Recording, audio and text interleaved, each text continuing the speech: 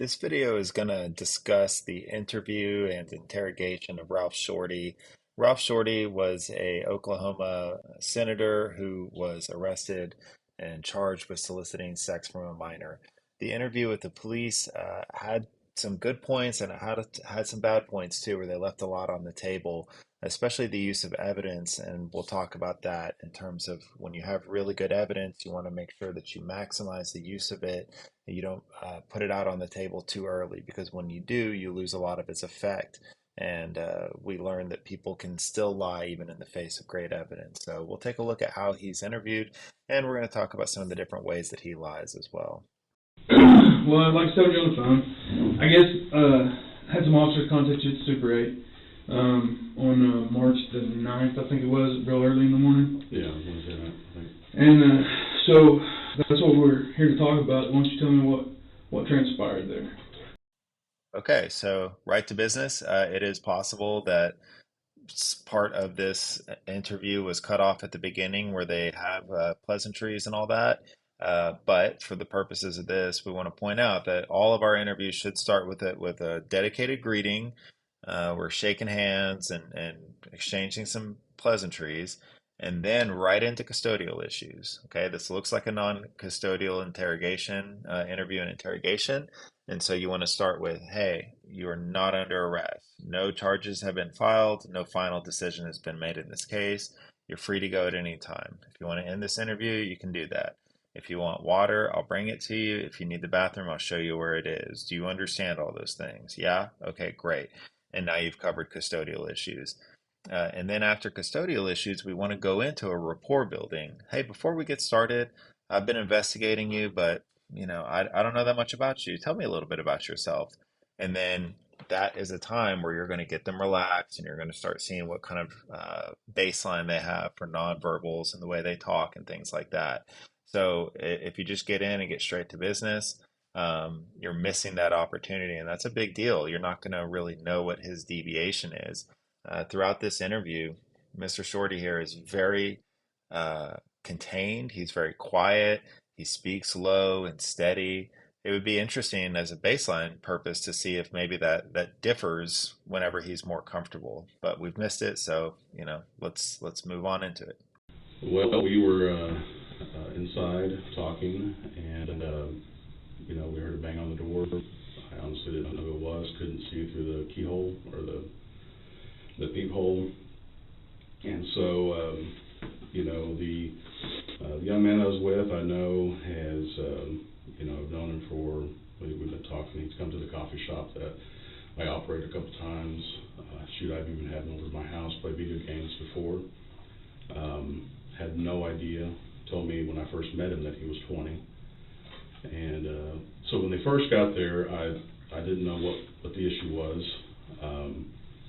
Didn't know if it was, somebody trying to get in or what. Mm-hmm. So, I asked them, they said it was a wellness check or something like that, and I said, hey, I'm fine.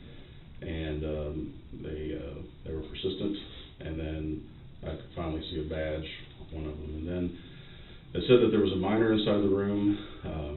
Obviously, I had no idea when I first met this young man. He told me he was 20 years old. Like I said, we've been talking on the phone for a while. He, in fact, for a few months, he even told me that he went to California to try to get in the music industry or something. So that was when I opened the door. It just didn't make any sense to me why, there'd be Police there. Actually, what I asked him was, I said, are you minor? And he said, no, let me go talk to them. I said, okay. And he went out there, and that's, I don't know what they talked about, but I asked him to check his ID. Again, I'd never even thought to ask him for his ID. There was no reason to. So anyway, I guess after that, one of the men, Sergeant something, I can't remember his last name, he's bald. He lectured me quite a deal. At that point, I was, again, blood pressure. I had to sit down, couldn't even really, I don't even honestly remember what I said to him. A little bit, I think. Okay, this statement is definitely significant. Anytime you ask somebody what they did and they tell you what they didn't do or what they don't remember, it's significant, okay? Because what is it that he's said to this police officer that's on scene? He says, the guy sat me down, he's lecturing me, and I don't even remember what I said to him. The fact that he would think to say, I don't remember what I said to him, uh, is significant because they didn't ask him what they said to him, right? Now, if they said, "What did you say to the captain?" I don't remember. I was under a lot of stress. That would be a natural response. But he's still in his exposition here where he's saying, I did, this is what happened, this is what I did. And so it's almost certain that whatever he said to that officer is significant because he's claiming not to remember it when nobody's asking him to remember it, right? So in this guy's situation, that should draw your attention there. But anytime, as a rule, anytime you're asking somebody what happened, and they tell you what didn't happen or what they don't remember, that's going to be significant, and you're going to want to follow up on that. Definitely here, I would want to know for sure what it was he said to that officer. And even more than the conversation with that officer on scene, nothing in this statement is at all clear how he got to be where he is. You're being asked to talk about last Wednesday, and you're saying, I don't know, I'm not really sure, I don't know. I mean, I asked him how old he was, and I was confused. I thought he was an adult. What do you like? Okay, so there's two things that are going on here, which is that one is the most likely scenario that the police believe, obviously, which is that this adult man has solicited a child for sex and taken them to a hotel room to make that happen. And that is the likely scenario, and it's what police are thinking. Now, Mr. Shorty is in here and he's denying. He's talking all this confusing stuff. I'm not really sure what's going on, but you're sure about something, right? And what's like you have some sort of alternate story, presumably, because you're not just coming in and saying, yeah, obviously I was wrong. I solicited this kid for sex or whatever. So, whatever that alternate story is, you need to present that story because there are times when you can end up in ridiculous situations, but upon giving an explanation, it's going to make sense. Okay, yeah, I know this looks weird that I'm in a hotel room with this kid, but the way it happened is he came into the coffee shop. He said he needed help. I called my wife. I told her I thought that we could maybe help this kid out. And, we both agreed we'd get him a hotel room. And right when I had delivered him to the hotel room is when police came. Um, right. But he can't say that because it's not true. Like none of that stuff is true. And so that's why digging into his story is where you're going to have a lot of stuff that you're going to turn up. And I just needed to not have a stroke. Um, so I was caught off guard by that. I think they asked me at some point if they could search the room. I had my computer bag with me, and one of the men searched my computer bag as well as the room. As far as I know, there was nothing found. So that was that. Okay. So they said they, pardon me. They said they smelled weed in the room. Did were y'all smoking weed or I anything was like not that? smoking weed. Was there any in there? No, no. Okay.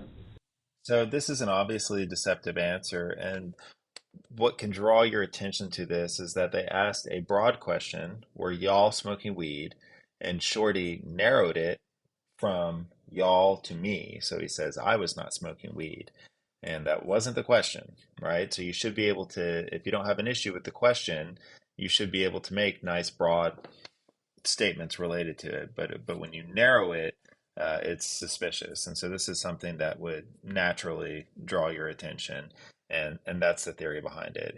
It's the same going the other way too. If you ask somebody about what something specific to them, and then they broaden it out to a group, what were you doing? Well, we were doing this. That's also indicative of deception. It's not certain, but it draws your attention. And the night that he called me, he said, "You just need to get out of his house." Um, I'm assuming I thought he had told me that he lived with some friends, and he had told me in the past that it was hard for him to get clean because he was always with his friends that are living with him. And so when he called and said he needed to get out of there, that he had to test the next day, then the choice was to bring him over to my house which I don't think my wife would have appreciated that very much. So that's a statement that is never followed up on. My wife wouldn't have appreciated it, I don't think. Why would she not have appreciated it? The reason that she wouldn't appreciate it is that it's either immoral, illegal, or somehow outside of how they live their married life with one another. So, obviously, if he were contemplating an affair with this child, then that would be a reason to object, right? And she doesn't approve of that. So that's something that should be followed up on. If you watch shortly after here, this the lead detective is about to confront him and show him some evidence. I would argue that this detective is probably not listening to Senator Shorty's comments at all. He's already thinking about how he's going to confront him. He's thinking about these photos that he's going to show him. He's thinking what a liar this guy is. And if you are just thinking about how you're going to do your next thing instead of really listening to what he says, then you're going to miss it, right? I mean, there's no follow up on any of this guy's statements at all in this first monologue here. He wants to get to the evidence because he thinks it's going to break him open here, I would say. She probably would have been okay with it, but I figured it'd be easier just to get him a place. And then we decided to talk. So. Okay. So, how do you do you text him, or how do y'all communicate? Usually phone calls. Phone calls? Yeah. Okay. Well, it's interesting because on his tablet he has a conversation that he says he had with you using an app called Kick. Do you know what that is? Mm-hmm. Okay. Well, there's a pretty lengthy conversation on his tablet that he says is with the guy that is you, that he that is online, or the Kick ID is Jamie Tilley. And you told officers that night that that's what your online. He calls me Jamie, Uh-huh. and I'm not sure why. Okay. So this is obviously a ridiculous statement. He calls me Jamie, and I don't know why. What do you mean you don't know why? That is a ridiculous thing to say. Anybody who knows you or has any sort of contact with you that calls you anything other than your actual name, there's a reason for it. And anyways, so we've got a conversation between him and this Jamie Tilley about. He says, I need money for spring break. Jamie Tilley says, I don't really have any legitimate things I need help with right now. Would you be interested in sexual stuff? He says, yes. This goes on about how I come get you, blah, blah, blah.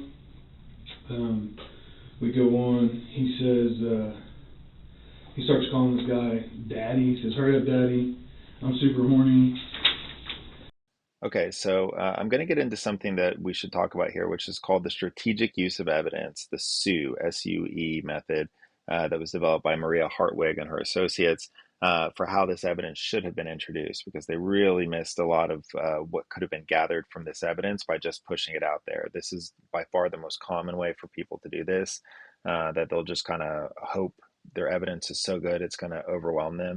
The problem is that a person's capacity to lie is immense. Okay, so no matter how good your evidence is, just by putting it out there, even if you had video surveillance clearly showing the person's face, shooting another person in broad daylight, that person can still look at it and say it wasn't me. Okay, I've got an article on this on my Substack, lewispurdy.substack.com. I'll link it down below, talking about it more. So I'm just going to touch on it here. The strategic use of evidence is a way that you take your evidence and first of all, you think of any sort of innocent explanation for what that evidence might be, right? So if you're taking, for example, these messages that appear to be from Senator Shortey to this juvenile, you might look at it and say, okay, a potentially innocent explanation would be somebody else was using his account. Whatever it is, it doesn't have to be that plausible. It just has to be a better sounding thing than I was grooming this kid for sex, right? And now, during the first part of the interview, you want to give this guy opportunities to bring up that evidence on his own. So in this case, you have some kick messages between Senator Shortey and the juvenile. So you might say something on the first round through that'd be something like, what all ways have you communicated with juvenile? And then let him answer all the way. Well, we've talked on the phone, we've talked in person at the coffee shop, and we've talked over video games. And then you might probe a little bit further and say, okay, so you've talked on the phone and you've talked over video games. Are there any other ways that you've communicated? Any at all? And then they might say, well, no, that's about it. And then you'll summarize and you'll say, okay, so just to confirm, all the ways that you've talked to him include talking to him on the phone and talking to him over video games, and that's it. Yeah, that's it. And now you're going to leave that alone for a bit because you've given him the opportunity to bring it up during an interview. Then later, you're going to say, well, we need to talk about this, Senator Shorty, because I have it on good evidence that you actually communicated with him in other ways on apps on the phone. What might those be? And they're going to say something, right? And it's either going to be, I don't know, or it's going to be, oh yeah, you know what? We did communicate on Instagram. Okay, tell me about that. And you're just squeezing more and more information out of that. And eventually, you're going to come to a point where, after pressing and saying, well, you know what, I actually have some messages from a different app. What might that be? And then if you're lucky, he'll say kick. And if you're not, you just say, that's when you'll present the evidence. And the reason we do this is that you're squeezing so much more out of it because in these other, as they're attempting to explain themselves, they may give you much more information. So you didn't know about Discord and you didn't know about Instagram, and that gives you other places to look for information. So now when you push the evidence across and you say, let's talk about this, and here you get to have your wow moment that you've been anticipating and planning for this whole time in this investigation, where you get to push across the message, where he's confronted with, you have this evidence. So you still get to have the moment, all while having gotten much more out of the information in advance. Uh, hey, keep me updated because I want you bad, Daddy. The guy named Jamie Tilley says I'm going to be like a good little boy if you keep calling me Daddy. This goes on and on and on and on. Well, then it gets to the end, and it says, okay, I'll be down the street, a couple houses, in about 10 minutes or so. He says, okay, let me know so I have an idea. Then that person says, I-35 about to exit at 4th Street. And then it says, I'm here. Well, we've got a witness, pardon me, we've got a witness that sees him get in a white Grand Cherokee, and they follow that white Grand Cherokee to the hotel, first to 4th and Eastern at the gas station, and then to the Circle K. Yeah. This is the gas station. Yeah, at the gas station, and then to the Super 8 where the guy in the white Jeep Cherokee and him go in, check into a room, and then go back out and go into room 120. This is not how you want to present your case because they have now laid out all the facts that they know. There's a few more that are coming, but we've got these messages, we've got this eyewitness, we saw this, and this. You are giving him information rather than the other way around. If this guy's being interviewed as possibly having committed some serious felonies, he needs to be giving you the information if he's talking.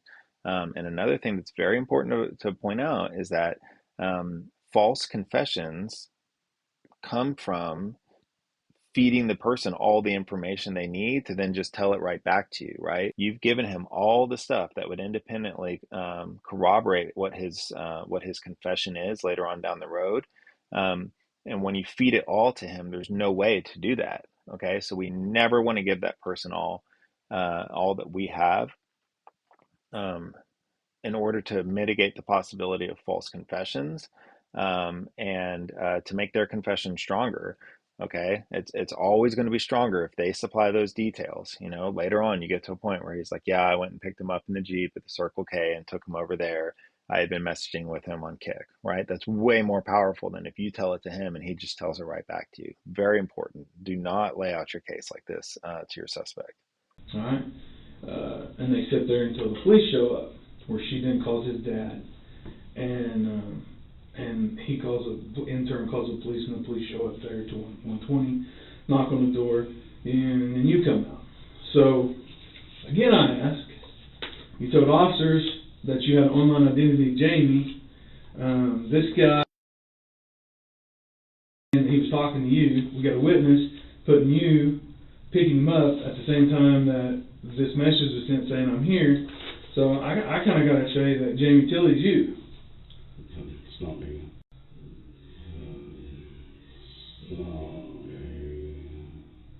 It's not me. That's so gangster. Yes, that the entire case laid out for him. He is caught red-handed, stone cold, and he says it's not me. Insert the gangster thug life picture, the glasses and hat and joint and mouth. That's amazing. And if we learn nothing else from this, the capacity of people to lie is infinite. Never underestimate it and never overestimate the evidence that you have. Do not think, no matter how good that piece of evidence is, that you're going to put it in front of them and you're going to get a confession. You got to work. It's not you. Okay. We communicated by phone. There was no sexual intention that night. Okay. You got anything more? So how did you meet? This transition right here is painfully funny. And one of the things that makes it painful is I have been there before and I know what just happened. And if you're paying attention, y'all will see it too, which is that they came in big guns blazing. They had the best case, laid it out there. Nobody can possibly deny it. And the guy still denied it. And now they have nowhere to go. And so now they're having to backtrack and go, hey, you got any questions? Because that was supposed to be the big reveal where he's like, yeah, I admit it. And instead, since it's not that, now they have to go back into an interview. And remember, an interview is non-accusatory. You're fact-finding. You're looking for information. You're looking for alibis. You're testing alibis. You are looking for signs of deception. All of those things, and that requires that rapport where you're working with that rapport and building off that rapport. And then an interrogation is accusatory, and by the very virtue of being accusatory, you cut through a lot of the rapport that you've built over time. And now, when you begin that accusation, is you have to display a certain amount of confidence. There is no doubt that you're the one that did this, and you can't do these two things at once, right? With one thing being, there's no doubt you did this.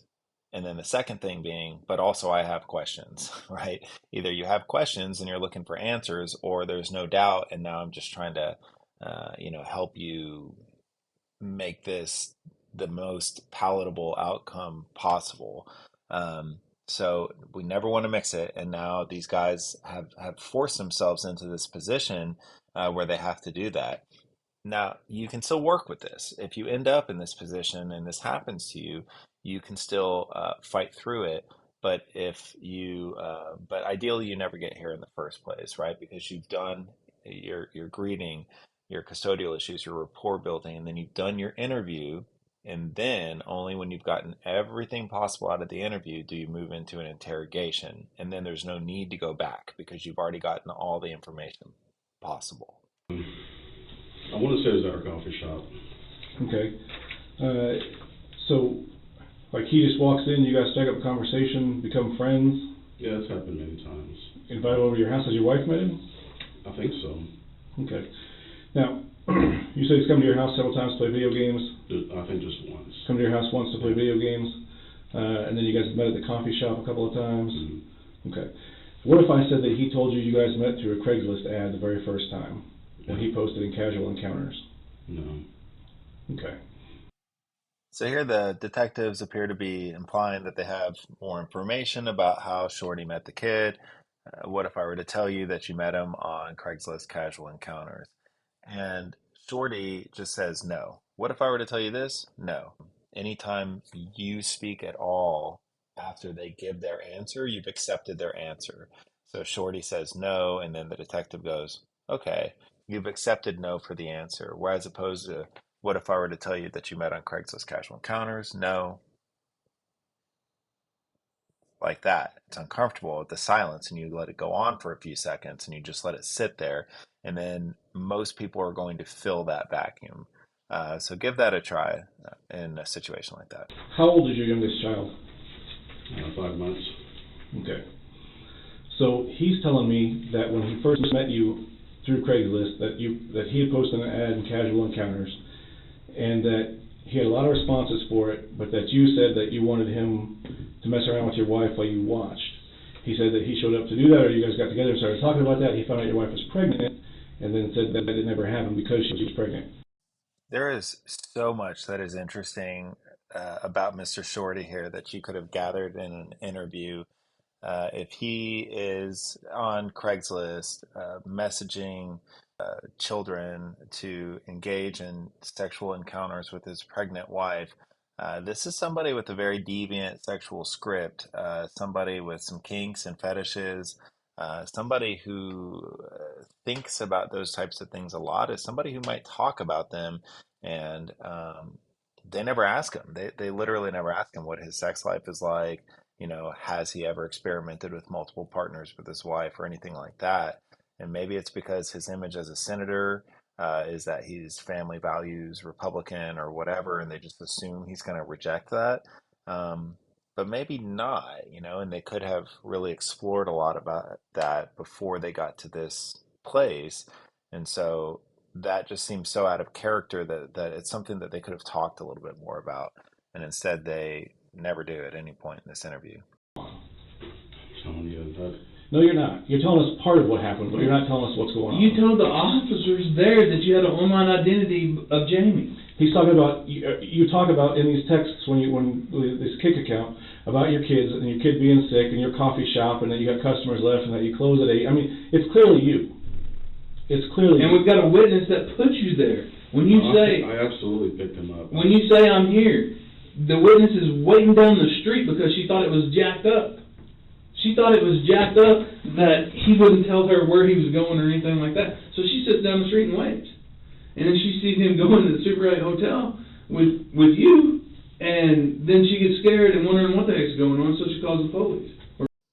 All throughout this interview, we have an asymmetric flow of information.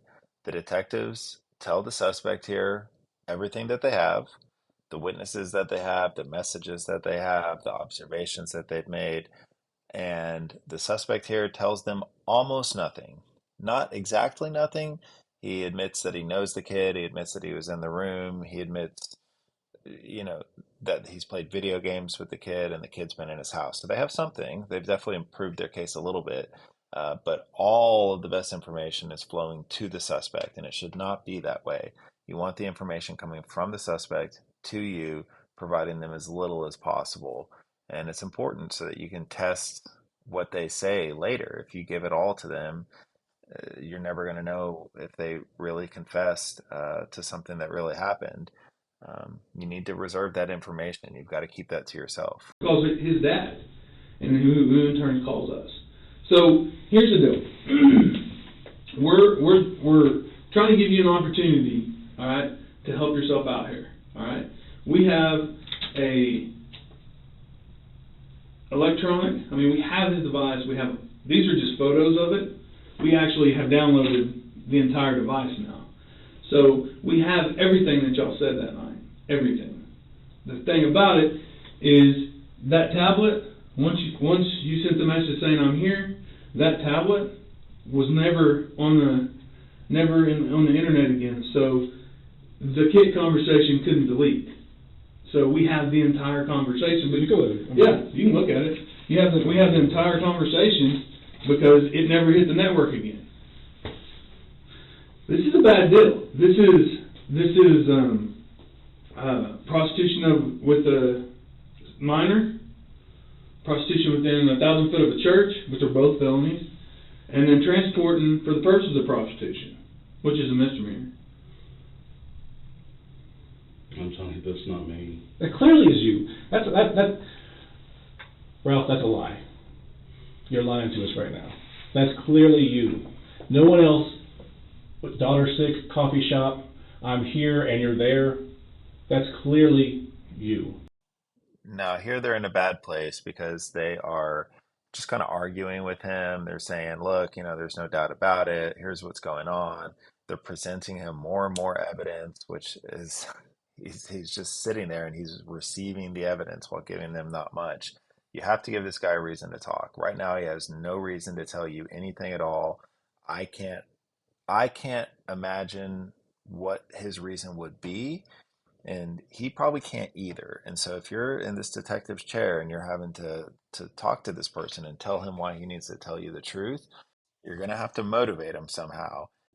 A rational person is going to respond well to an appeal that the truth is so obvious that it's going to come out anyway, and at least you can get in front of it. And an emotional person might respond more to, you must feel terrible about this. Let's get this off your chest so that we can move on. Either one of those could be a reason to talk about it, but other than that, they don't give it to them. I don't know who else he could have been talking to. There, Nobody. I agree with you. Nobody. You're Has right, a I coffee agree. shop and has a kid, sick kid, and all this stuff. And showed up? It's you. And here's the deal. He says it's you that he's talking to. You show up with condoms, he shows up with lotion. I mean, that's not true at all. Yeah, there was condoms in your bag. The cop saw them. That's just not absolutely not true. I did not show up there for any sexual thing. Well, then there's also weed that was in a green plastic container. Marijuana that was in a green plastic container with labels from Colorado. That was in the room. Did you ever touch that bottle? No. So there's no way your fingerprints will be on it? No. Okay, because we have the bottle. I don't know what to tell you. He says, matter of fact, he says when the police knocked on the door that y'all were both smoking marijuana. He said that he brought a gram when you brought a gram, and you guys rolled a huge blunt, and that you guys were planning on messing around, it just hadn't got there yet. And that he was going to do you a favor by whatever it was you guys were going to do, and that you were going to do him a favor by kicking him some money for spring break.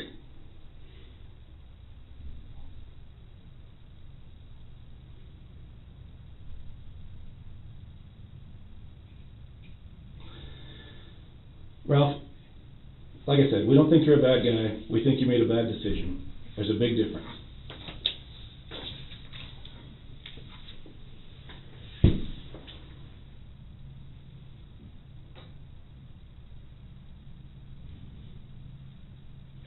I just don't know why he would do that. So I really like silence inside the interview room when it's appropriate. And silence is appropriate after you've asked a significant question and they haven't responded to you yet. This isn't that though. What this is an alternative question, which is a technique straight out of the READ technique. I think it's step 7 from the 9-step technique, where you offer a contrast. Hey, are you this terrible person who goes around raping children all the time? Or you're somebody who got carried away and made a mistake with this person this one time.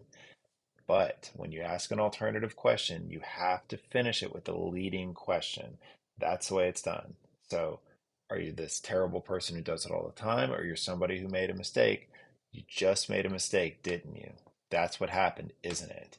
And then you've closed the gap, and now all they have to do is say, yeah, that's what happened. A couple of points though. One, you only present the alternative question when that person has begun to listen to what you're selling them. Okay. When you're in the interrogation and that person has stopped denying and they look like they've become a little bit resigned, and then that's the time when you might deliver the alternative question. They have not reached that point, so it's not time for it. And then they do what is very, very common with the alternative question, where they don't finish it with the leading question. And if you don't ask the leading question, it's not complete. I honestly don't know. Because it's true. It's not true. I mean, he's 17. And He's he lied 17. about that too. Okay, well, for all practical purposes, let's say he did lie about that, all right? Jamie Tilley is you, and I can prove it. So, at minimum, you met with a guy at a hotel to pay him for sex. At a minimum. Within At a 1,000 feet minimum. of the church. Yeah, within the 1,000 feet of the church, which is a felony in itself. So, at minimum, that's what it is. All right? At minimum. So, I'm giving you an opportunity here, and he told me I shouldn't, but I am. I'm giving you an opportunity to do it, to take responsibility for it and make it a little bit easier on yourself. Again, if at a minimum you've committed a felony and that's what you're looking at, then I don't know what reason you have to talk if that's the minimum. Okay. And then on the other hand, we need to say, he says something there to the effect of, maybe you can make it a little bit easier on yourself. That sounds like a promise. And when we are doing interview and interrogation, there's three things that you can't do. You can't make any threats, you can't make any promises, and you can't do anything that shocks the conscience. Um, a defense attorney that takes something like that could easily take that part there and say, and have this seen as a false confession if he ever did confess, where he said, "Oh, look, you've made him a promise where you can make it easier on himself." What did you mean by making it easier on himself, detective? Aren't you trying to imply that you're going to make it so that he can get off on a lighter sentence? Um, do not make promises and don't say anything that could even be construed as a promise. If you do mess up and you say a thing like that, um, you want to go back and correct it. So, like if you hear that come out of your mouth, you go, "Hey, you know what? I just said that, but I want to make clear here that I'm not making you any promises. I'm just giving you an opportunity to talk. So clean it up if you can, um, because it's a free point that you're giving the defense later, and that's not what we want to do." Did you ever have sex with him? No, never. Did you ever give him a hand job? No. Did he ever give you a hand I've job? never even seen him naked or even asked. This question, which is one of the most important, if not the most important, occurs at 22:55 into this interview. And we need to remember that they started accusing him at 6 minutes and 28 seconds. So they've asked a couple questions, they got right into the interrogation. It's not going the way they want. And now they're trying to go back and get into the interview. It is possible to move back into the interview, but it's going to take a lot of work, and you have just extended your time horizon by a lot. Okay, and this is something that this absolutely should have been asked in an interview. Did you have sex with him? Explain any sort of sexual contact you might have had with him, anything like that. Those are super important, and now we're asking him at the hardest time because he sees that we're struggling in this situation here, and so, think about the way you do it. Do you really need to lead with an accusation? In almost all instances, you should start with the interview before you ever get into an interrogation. And you should have asked these questions before you've entered into an adversarial relationship. So how did you, if that's not you, how did you contact him last night, or that night? I think he called me. He doesn't have a phone. I'm sure he called me. How did he contact you? I think he called me on the phone. He doesn't even have a phone. This is good stuff. This should have happened much earlier in the interview. This is the type of thing where this guy could have really been easily tripped up. And it's a good question. I want to give credit where it's due. It's just it's sequenced wrong. This should have absolutely happened much earlier in the interview. And you think that what you've told us today is going to make sense to a jury of your peers? All I can say is the truth, sir. And then you're not. I agree. All you can say to help yourself out is the truth, but you're not doing that.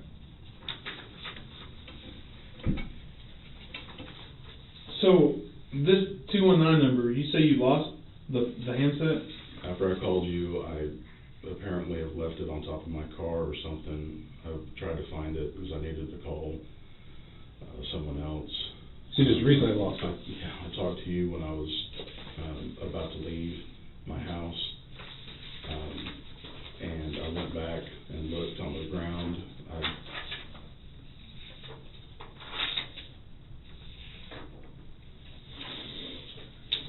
Anything else? Nope. That is it. We gave it a shot. Yep. Do you have any questions?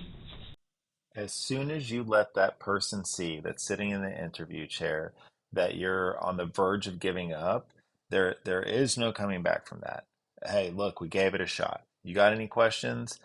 It, I cannot think of a situation where that's going to work out well for you. He knows your beat, and all he has to do is last a little bit longer. So I want to stop on going through this whole interview piece by piece, and let's just review what we have. So we have a high profile person who is caught in a hotel room with an underage kid. and they have great evidence about it. And the reason I know they have great evidence about it is that they said every bit of evidence that they had inside the room.